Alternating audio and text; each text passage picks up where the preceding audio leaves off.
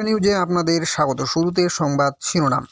প্রধানমন্ত্রী মোদীকে আদিস আবাবা ইথিওপিয়ার সর্বোচ্চ বেসামরিক সম্মানে ভূষিত করা হয়েছে। মার্কিন প্রেসিডেন্ট ডোনাল্ড ট্রাম্প বলেছেন, ভেনেজুয়েলার উপর আরোপিত নিষেধাজ্ঞার আওতাভুক্ত তেল ট্যাঙ্কারগুলো অবরুদ্ধ করার নির্দেশ দিয়েছেন। ইউরোপকে অবশ্যই তার নিজস্ব নিরাপত্তার দায়িত্ব নিতে হবে বললেন ইউরোপীয় ইউনিয়ন কমিশনের প্রেসিডেন্ট ভন ডর লিয়েন। বেলারুশের লুকাশেঙ্কো সতর্ক করেছেন যে জরুরি শান্তি চুক্তি না হলেই ইউক্রেন ভেঙে পড়তে পারে। মার্কিন যুক্তরাষ্ট্রে আফ্রিকানা শরণার্থী আবেদনপত্রে কাজ করা কেনীয়দের বহিষ্কার করবে দক্ষিণ আফ্রিকা। এ ছিল সংবাদ শিরোনাম, এবারে বিস্তারিত।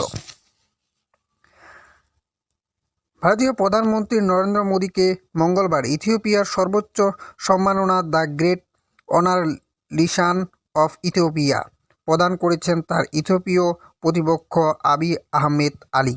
মঙ্গলবার অ্যাদিস আবাবায় ইন্টারন্যাশনাল কনভেনশন সেন্টারে আয়োজিত এক বিশেষ অনুষ্ঠানে প্রধানমন্ত্রী মোদীকে এই পুরস্কার প্রদান করা হয়। নয়াদিল্লিতে এক বিবৃতিতে পররাষ্ট্র মন্ত্রণালয় জানিয়েছে, ভারত ইথিওপিয়া অংশীদারিত্ব জোরদার করার ক্ষেত্রে তার অসাধারণ অবদান এবং একজন বিশ্বনেতা হিসেবে তার দূরদর্শী নেতৃত্বের জন্য প্রধানমন্ত্রী মোদীকে এই পুরস্কারে ভূষিত করা হয়েছে। প্রধানমন্ত্রী মোদী প্রথম কোনো রাষ্ট্রপ্রধান যা সরকার প্রধান যিনি এই পুরস্কার পেলেন। মোদী এক্স এ পোস্ট করে লিখেছেন, আমি the great honour Nishan of Ethiopia পুরস্কারে ভূষিত হতে পেরে সম্মানিত। আমি এটি ভারতের 140 কোটি মানুষকে উৎসর্গ করি। ওদিকে ভেনেজুয়েলার প্রেসিডেন্ট নিকোলাস মাদুরোর সরকারকে বিদেশি সন্ত্রাসী সংগঠন হিসেবে আখ্যা দিয়েছেন মার্কিন প্রেসিডেন্ট ডোনাল্ড ট্রাম্প। একই সঙ্গে যুক্তরাষ্ট্র কর্তৃক নিষিদ্ধ ঘোষিত তেলবাহী ট্যাঙ্কার ভেনেজুয়েলার প্রবেশ ও বের হওয়ার উপর নিষেধাজ্ঞা আরোপ করেছেন। তিনি জানিয়েছেন, সবচেয়ে বড় নৌবহর দিয়ে ভেনেজুয়েলাকে পুরোপুরি ঘিরে ফেলা হয়েছে। মঙ্গলবার সামাজিক যোগাযোগ মাধ্যমে বিষয়টি নিশ্চিত করেন ডোনাল্ড ট্রাম্প। এদিকে ক্যারিও অঞ্চলে সামরিক মহড়া এবং ভেনেজুয়েলার সঙ্গে উত্তেজনার মধ্যে মঙ্গলবার দক্ষিণ পুয়ের্তো রিকোর একটি বন্দরে ভিড়েছে যুক্তরাষ্ট্রের একটি সামরিক জাহাজ। এছাড়া ত্রিনিদাদ ও টোবাগো যুক্তরাষ্ট্রের সামরিক বিমানকে নিজেদের বিমানবন্দর ব্যবহারের অনুমোদন দেওয়ার পর ক্ষোভ প্রকাশ করেছেন কারাকাস। সম্প্রতি ত্রিনিদাদের সঙ্গে সব জ্বালানি সহযোগিতা চুক্তি বাতিলের ঘোষণা দেন প্রেসিডেন্ট নিকোলাস মাদুরো। ভেনেজুয়েলার সরকার এটিকে তেল চুরির অংশ হিসেবে বর্ণনা করে সার্বভৌমত্ব লঙ্ঘনের অভিযোগ তোলে। ওদিকে ইউরোপকে অবশ্যই তার নিজের নিরাপত্তার দায়িত্ব নিতে হবে বুধবার বলেছেন ইউরোপীয় ইউনিয়ন কমিশনের প্রেসিডেন্ট উর্সুলা ভন ডর লিয়েন।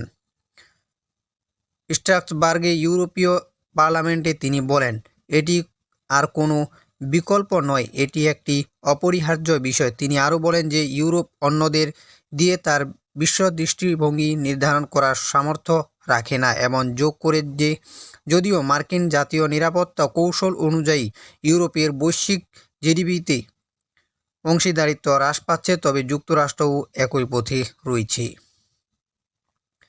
বেলারুশের প্রেসিডেন্ট আলেকজান্ডার লুকাশেঙ্কো একটি কঠোর সতর্কতা জারি করে বলেছেন যে যুদ্ধ চলতে থাকলে ইউক্রেনের মানচিত্র থেকে পুরোপুরি বিলুপ্ত হতে যেতে পারে।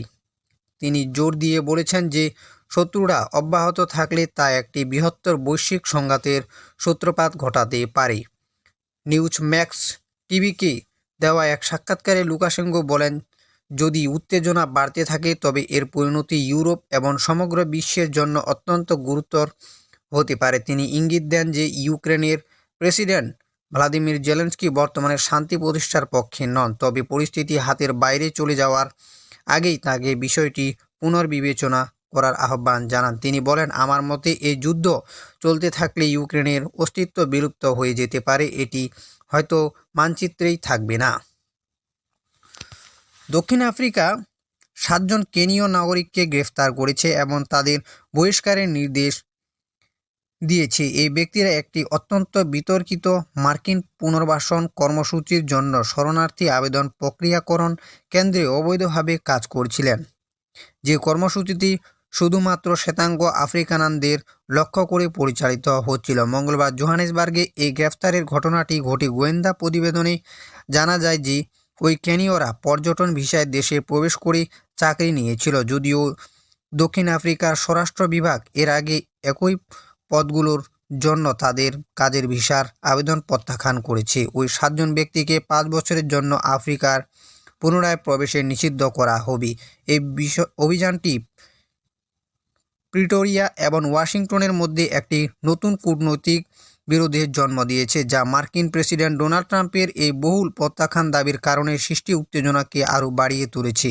ট্রাম্প দাবি করেছিলেন যে দক্ষিণ আফ্রিকার শ্বেতাঙ্গ গণহত্যা এবং জাতিগত নিপীড়নের শিকার হচ্ছেন।